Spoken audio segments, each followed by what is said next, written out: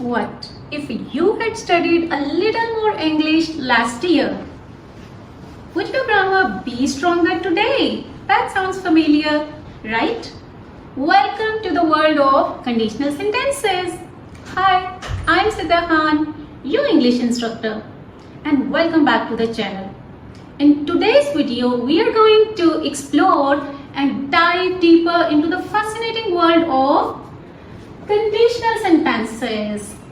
Well, mastering conditional sentences help you express the complex sentences with ease and confidence in your English conversation, and it will take your language skills to new heights. So for that, let's get into the topic, and for that, let's get to work. Come over here. See, conditional sentences. What are conditional sentences? Are you familiar with this word, conditional sentences? Let me break it down. Sentence. What is a sentence? Well, sentence is a group of words that expresses a complete, meaningful thought, idea, and a message, typically consisting of a subject and a verb. Well, now let's see, what does this conditional mean? Conditional means a condition. When I speak condition, I mean situation. And what kind of situation? A real situation, possible situation, unreal situation, hypothetical, or any imaginary situation, or any past regret situation.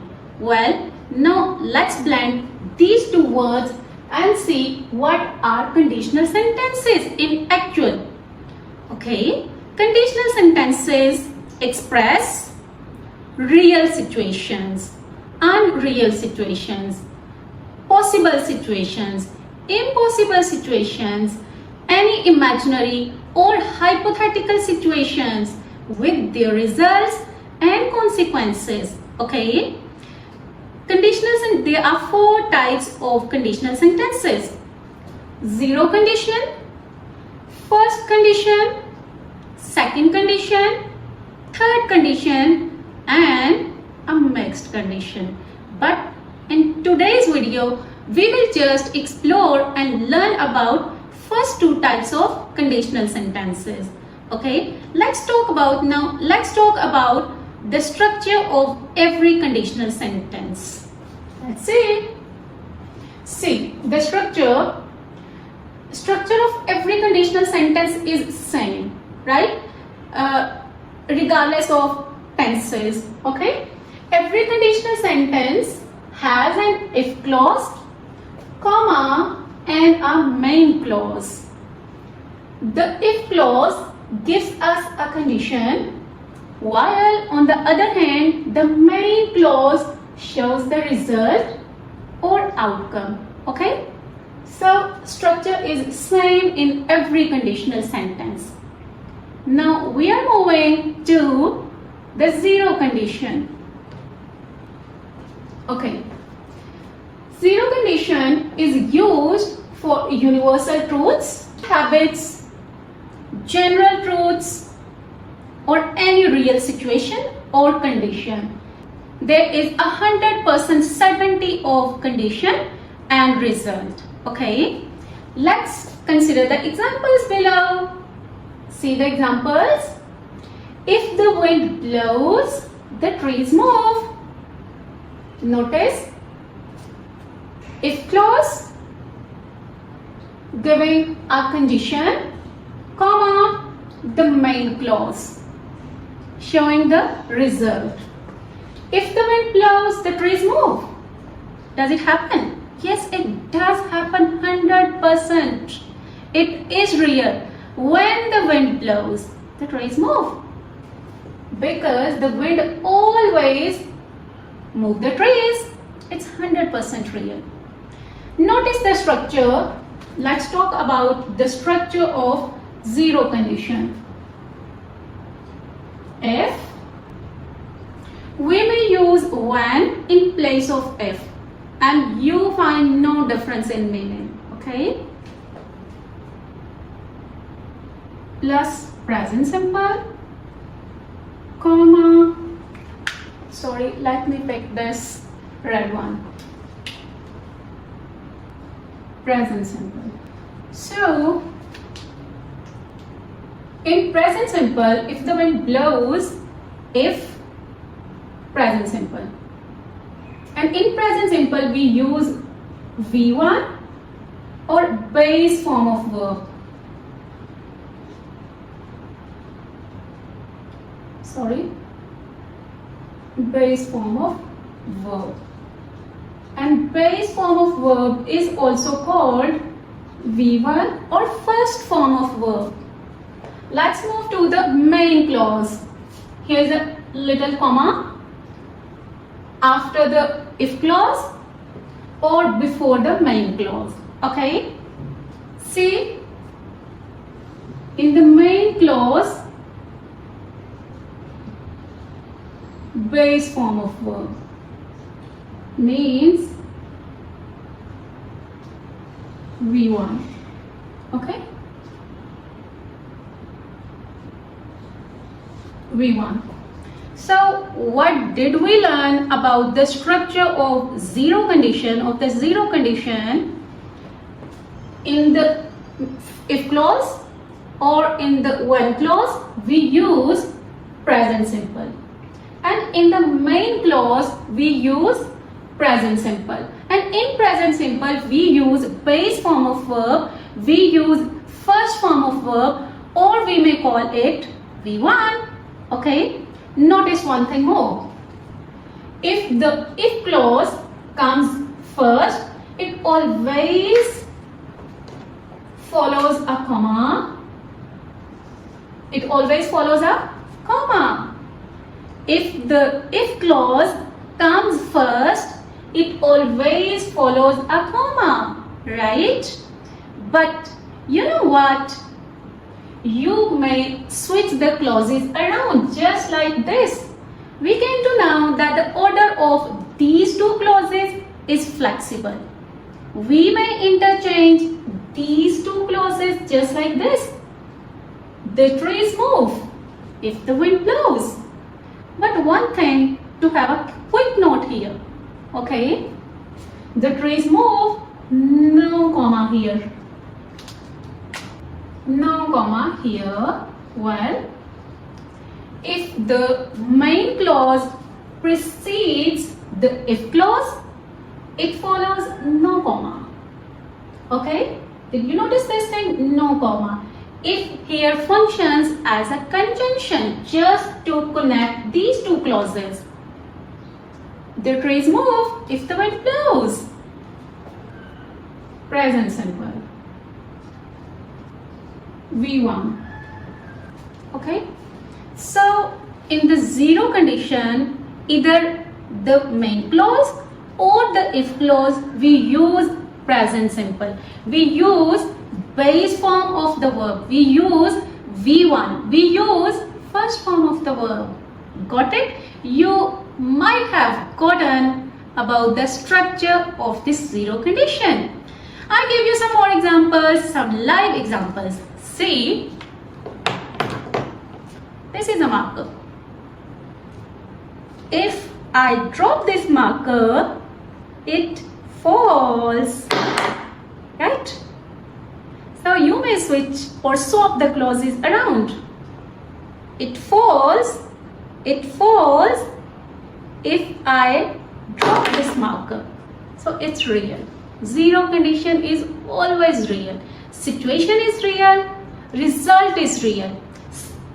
Situation is same. Result is same.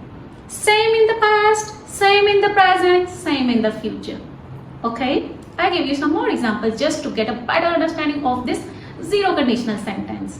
Okay, if I brush my hair, I look presentable or tidy. Well, zero condition. It's true. It's always real. Some more example. Okay, if you heat ice, it melts. It's true. It melts if you heat ice in the sun. Great job.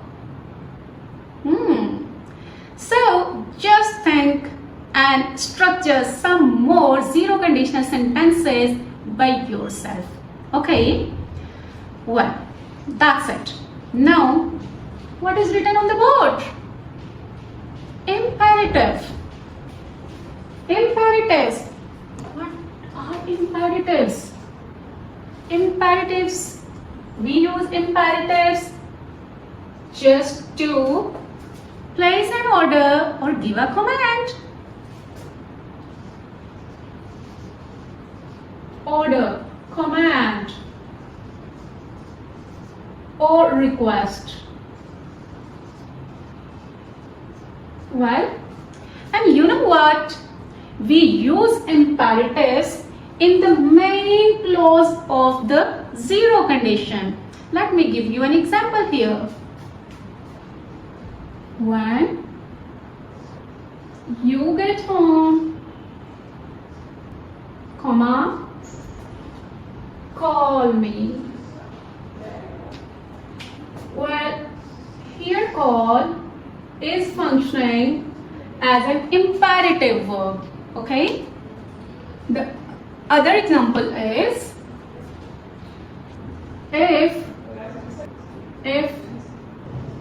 if you drop some trash by mistake, comma,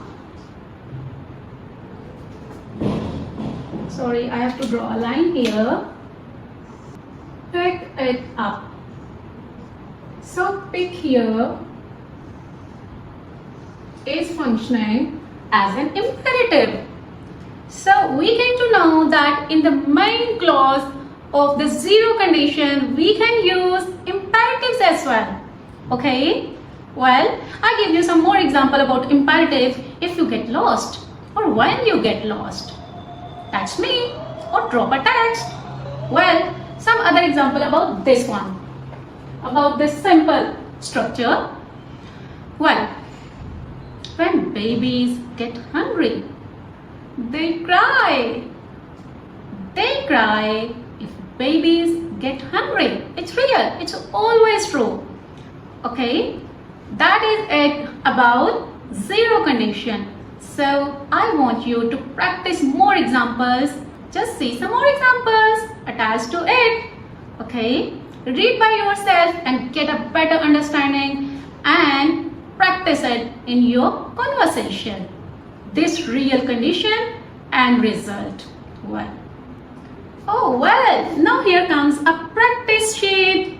Yes, what you have to do, you have to practice this worksheet by yourself just to check your understanding, either you have learned or not. Okay, now there are some answers. Not some answers, there are answers next to the worksheet. Match your worksheet answers with the answers I provided you and see how many zero conditional sentences are correct. Let me know in the comments below. Be genuine, be fair, be honest. I can trust my students don't cheat. Okay, that's great, that's enough, and that's much enough about the zero condition. Now let's take a look at the first condition. The first condition is used for future possibilities. So here the situation and the result is likely to happen 70 to 90%. There is a chance to happen a situation or a result 70 to 90%. Okay, that's why it is called, or it is also known as a possible condition. Okay, so first let's talk about its structure. No, not about the structure. Consider the examples below. If I get a pay raise, I'll buy a new car. Oh, that's so great. Such a great example here. Notice if, get, sorry, it's a bit erased. Let me fix it. Comma, I'll buy a new car. Let's talk about its structure. As I've mentioned to you earlier, every conditional sentence has an if clause, a comma, and a main clause, and the if clause gives us a condition, while on the other hand, the main clause shows the result or consequence or outcome. Well, now let's talk about its structure. If or when plus present simple, comma, let me draw a line here. It's a bit tilted, don't mind it, sorry. Future simple. And in future simple, we use will, shall plus base form of verb, or you may call infinitive. In infinitive, we use V1. Okay, see the structure here. Get, present simple, comma. In present simple, we use V1, comma, future simple. This shows I'll buy, will buy, shall buy. In future simple, we use will, shall plus base form of verb. There is no room here, so I didn't write base form. I just went for V1. Okay, will, shall plus V1. Why this sign here? Why is this sign here? Why is this comma here? This comma isn't called a comma. This is called a contraction mark. And contraction is used just by putting this mark. Okay? I will. The contraction of I will is I'll. I shall, I'll. Okay? Spell with me. I'll. I'll buy a new car. Okay? So, as I have mentioned to you earlier, that you may swap the clauses around. You may switch the clauses just like this. I'll buy a new car if I get a pay raise. Okay? No difference in meaning, but there is a tiny and small difference in punctuation. I'll buy a new car. V1. Will, shall plus V1, get V1. No comma here. No comma here because the main clause comes first. Okay? That is it about first conditional. I give you some more examples about the first conditional. Okay? You think by yourself.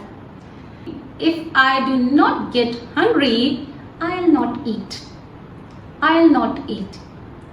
If it rains, I'll sing a song for you. Notice, if it rains, the verb rain is in the present simple, while I'll sing a song, while I'll sing is in the future. I give you example and I give you clarification by getting over there get. Here get. Here the verb get is in the present simple but refers to a future situation. I'll buy, of course this will happen in future. The result will show up in the future. Okay? Oh well, this one, unless. What is this unless? Are you familiar with this word unless? Okay. What is this unless? Well, unless is a unique and common alternative of if not. Okay? If not. If I do not get a pay raise, I'll not buy a new car. Or unless I get a pay raise, I'll not buy a new car. Got it? Unless you invite us, comma, will not attend the party. If you do not invite us, will not attend the party. Okay? Or if unless you invite us, will not attend the party. Okay? So, my dear students, there are some more examples. For better understanding, you may read all the examples by yourself for a better understanding. And I want you to check all the examples. Okay? Well, here comes the next practice answer sheet of the first conditionals. Same, you have to practice all the first conditional sentences by yourself. And then there comes an answer sheet of the first conditional sentences. Match your answers with the answers I provided you. Oh my God, that's enough for today. Thank you so much for staying all ears and paying attention there and here. Well, in next video lecture, we will learn about second condition, third condition and mixed condition. And I hope by the end of these videos, you will feel confident and you will learn how to express real situation, possible situation with ease and confidence. And you know what? Mastering conditional sentences can flourish the way to success, both in spoken and written. Thank you for today. Bye. And yes, one more thing. Don't forget to subscribe to the channel, like if you like, and share it to the ones who are keen to learn. Bye. And thank you.